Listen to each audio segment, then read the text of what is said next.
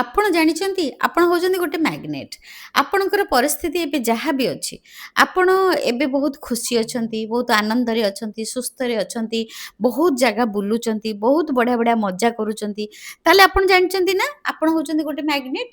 କ'ଣ କେମିତିକା ମ୍ୟାଗ୍ନେଟ୍? ନା ଆପଣ ଖୁସି, ଆନନ୍ଦ, ସଫଳତାର ମ୍ୟାଗ୍ନେଟ୍। ଆପଣଙ୍କ ଜୀବନରେ ଯଦି ଖୁସି, ଆନନ୍ଦ, ସଫଳତା ଏସବୁ ଜିନିଷ ହେଉଛି ବାର ବାର, ତାହେଲେ ଆପଣ ଜାଣନ୍ତୁ ଆପଣ ହେଉଛନ୍ତି ଗୋଟେ ଚୁମ୍ବକ ଆଉ ସବୁ ଖୁସି ଆନନ୍ଦ ଆଉ ଆପଣ ସଫଳତାକୁ ଆକର୍ଷଣ କରୁଛନ୍ତି। କେମିତି ଯୋଉମାନେ ମୋର ନୂଆ ଯୋଉମାନେ ମୋର ପୁରୁଣା ଷ୍ଟୁଡେଣ୍ଟ ସେମାନେ ତ ଜାଣିଛନ୍ତି ଆକର୍ଷଣ ନିୟମ ବିଷୟରେ, କିନ୍ତୁ ଯୋଉମାନେ ମୋତେ ନୂଆ ଦେଖୁଛନ୍ତି ସେମାନେ ଆଜି ମୁଁ ସେମାନଙ୍କୁ ମୁଁ ପରିଚୟ ଦେଉଛି। ମୁଁ ହେଉଛି ରୀନା ପ୍ରଧାନ, ମୁଁ ହେଉଛି ଲାଇଫ୍ କୋଚ୍। ମୁଁ ଲ ଅଫ୍ ଆଟ୍ରାକ୍ସନ୍ ଶିଖାଏ ଆଉ ଏଇ ଲ ଅଫ୍ ଆଟ୍ରାକ୍ସନ୍ ଅନୁସାରେ ଆମେ କେମିତି ଆମ ଜୀବନକୁ ବହୁତ ସୁନ୍ଦର କରିପାରିବା, ସୁଖମୟ କରିପାରିବା। ଏଇ ଆକର୍ଷଣ ନିୟମ ଅନୁସାରେ ଆମେ କେମିତି ଆମକୁ ଗୋଟେ ଚୁମ୍ବକ କରିପାରିବା। ଚୁମ୍ବକ କ'ଣ ପାଇଁ ଚୁମ୍ବକ କରିପାରିବା? ନା ଖୁସିକୁ ଆକର୍ଷଣ କରିପାରିବା, ଟଙ୍କାକୁ ଆକର୍ଷଣ କରିପାରିବା, ଆଉ ସଫଳତାକୁ ଆକର୍ଷଣ କରିପାରିବା, ସ୍ନେହ ପ୍ରେମକୁ ଆକର୍ଷଣ କରିପାରିବା, ସମ୍ମାନକୁ ଆକର୍ଷଣ କରିପାରିବା। ବହୁତ ଜାଗାରେ ଆପଣ ଦେଖିବେ ଆପଣ କୁଆଡ଼େ ଗୋଟେ ଯାଉଥିବେ, ଆପଣଙ୍କୁ କେହି ଏତେ କେୟାର କରିବେନି, ଗପିବେନି, ଆଉ ଅନ୍ୟ ଆଡ଼େ ଗପିବେ, ଅନ୍ୟମାନଙ୍କୁ ଅନେଇବେ, ଅନ୍ୟମାନଙ୍କୁ ଆସନ୍ତୁ ବସନ୍ତୁ କହିବେ, ଆପଣଙ୍କୁ କହୁନଥିବେ। ଗୋଟେ ପାର୍ଟିକୁ ଯାଇଛନ୍ତି, ସେଇଠି ସମସ୍ତଙ୍କୁ ଆସନ୍ତୁ ବସନ୍ତୁ କହୁଛନ୍ତି, କିନ୍ତୁ ଆପଣଙ୍କୁ ଆସନ୍ତୁ ବସନ୍ତୁ କହୁନାହାନ୍ତି, ଆପଣଙ୍କୁ ରେସ୍ପେକ୍ଟ ଦେଉନାହାନ୍ତି। ତାପରେ ଆପଣ ଆସିକି ଘରେ ମନ ଦୁଃଖ କରୁଛନ୍ତି ଯେ ତାଙ୍କ ବାହାଘରକୁ ଯାଇଥିଲି, ସିଏ ଗୋଟେ କିଛି ପଚାରିଲାନି, ମୁଁ ଏମିତି ଗଲି ଖାଇଦେଇକି ପଳେଇ ଆସିଲି। ଏକ୍ଜାକ୍ଟ ସେଇ ଜିନିଷଟା ସେମାନଙ୍କର କିଛି ଦୋଷ ନୁହେଁ, ଦୋଷ ହେଉଛି ଆମମାନଙ୍କର। ଆମେମାନେ ହେଉଛୁ ଗୋଟେ ଚୁମ୍ବକ। ଭଗବାନ ଦେଖନ୍ତୁ, ଭଗବାନ ଯେତେବେଳେ ଗୋଟେ ମୁଁ ଛୋଟିଆ କଥାଟେ କହୁଛି ସତ କଥା, ଯେତେବେଳେ ଭଗବାନ ଆମମାନଙ୍କୁ ତିଆରି କଲେ, ସବୁଠୁ ବଡ଼ ହ୍ୟୁମାନ୍ ବିଙ୍ଗ ହେଉଛୁ ଆମେ, ଆମେ ହେଉଛୁ ସବୁଠୁ ବଡ଼ ପ୍ରାଣୀ, ଭଗବାନଙ୍କର ସବୁଠୁ ଶକ୍ତିଶାଳୀ, ସବୁଠୁ ଇଣ୍ଟେଲିଜେଣ୍ଟ, ସବୁଠୁ ବ୍ରିଲିଆଣ୍ଟ, ସବୁଠୁ ବୁଦ୍ଧିମାନ, ସବୁଠୁ ସୁନ୍ଦର ପ୍ରାଣୀ ହେଉଛୁ ଆମେ ମଣିଷ ଜାତି। ମଣିଷକୁ ଭଗବାନ ଯେତେବେଳେ ମଣିଷକୁ ତିଆରି କଲେ ପୁରା ମନ ଧ୍ୟାନ ଦେଇକି ମଣିଷକୁ ବହୁତ ସମସ୍ତେ ମିଶିକି ସବୁ ଭଗବାନ ମିଶିକି ସବୁ ପ୍ରଭୁ ମିଶିକି ଶିବ ନାରାୟଣ ଗଣେଶ ମାନେ ସମସ୍ତେ ମିଶିକି ମଣିଷକୁ ତିଆରି କଲେ। ଯେତେବେଳେ ସମସ୍ତେ ମିଶିକି ମଣିଷକୁ ତିଆରି କଲେ, ତାପରେ ମଣିଷକୁ କ'ଣ କଲେ ନା ଗୋଟେ ବହୁତ ବଢ଼ିଆ ଚମତ୍କାରିତା ଜିନିଷ ଦେଲେ। ବହୁତ ଚମତ୍କାରିତା ଜିନିଷ ଦେଲେ। କହିଲେ ଆରେ ସବୁ ଭଗବାନ କ'ଣ କଲେ ନା କହିଲେ ଯେ ଆରେ ୟାକୁ ଏତେ ସୁନ୍ଦର ଆମେ ଗଢ଼ିଛୁ, ମଣିଷକୁ ଆଉ ଆମକୁ ଛାଡ଼ିବାକୁ ଇଚ୍ଛା ହେଉନି। ଆମକୁ ଇଚ୍ଛା ହେଉଛି ତାକୁ ଆଉ କିଛି ଗୋଟେ ଭଲ ଜିନିଷ ଦେବା। ଏତେ ସୁନ୍ଦର ଗଢ଼ିଛୁ, ଏତେ ଇଣ୍ଟେଲିଜେଣ୍ଟ କରିଛୁ, ଆଉ ତାକୁ ଗୋଟେ ପାୱାର ଦେବା।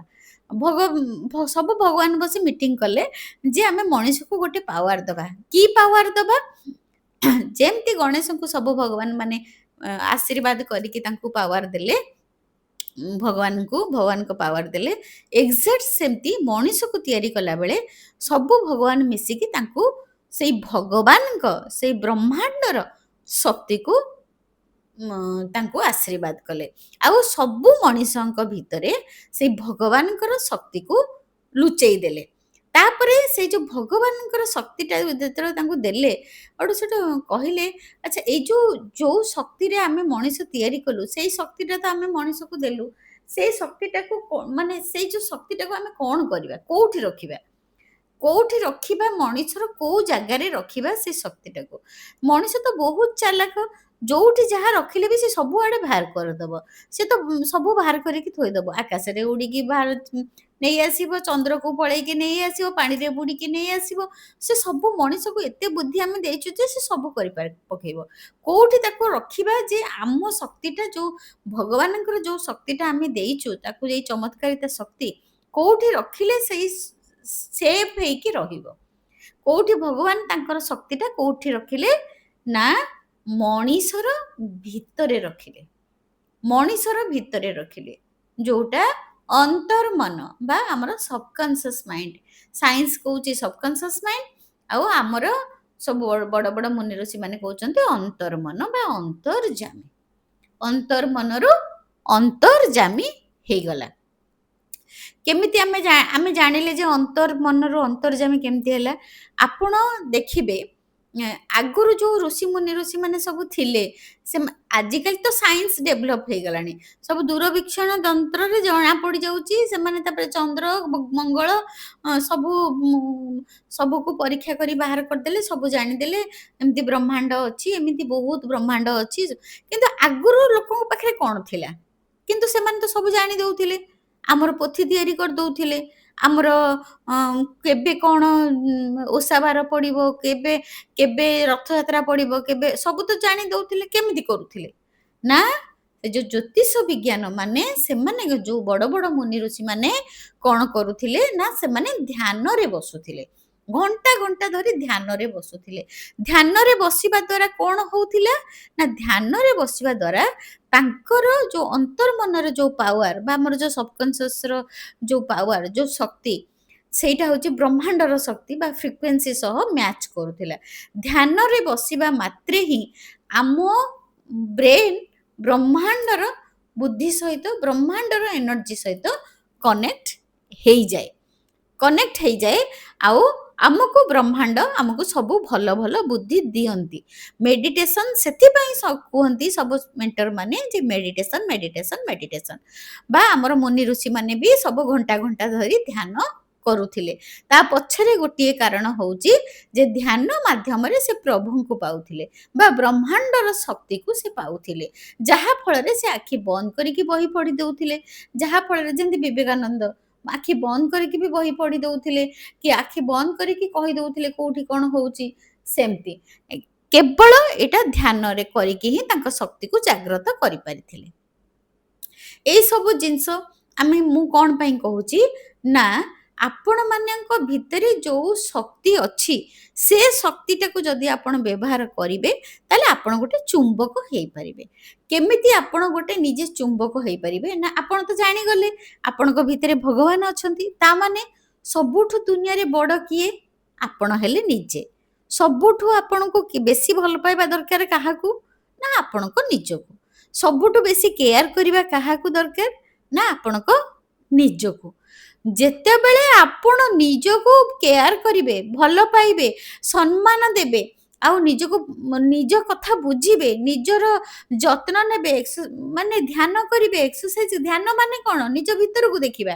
ଧ୍ୟାନ କରିବେ, ଏକ୍ସରସାଇଜ କରିବେ, ନିଜ ଶରୀରର ଯତ୍ନ ନେବେ, ସେତେବେଳେ ଦେଖିବେ ଆପଣ ଗୋଟେ ଚୁମ୍ବକ ହେଇଯିବେ। ଆପଣ ବ୍ରହ୍ମାଣ୍ଡ ସହିତ କନେକ୍ଟେଡ ହେଇଯିବେ, କାରଣ ଆପଣଙ୍କ ଭିତରେ ଭଗବାନ ଅଛନ୍ତି, ଆପଣଙ୍କ ଭିତରେ ବ୍ରହ୍ମାଣ୍ଡ ଅଛି।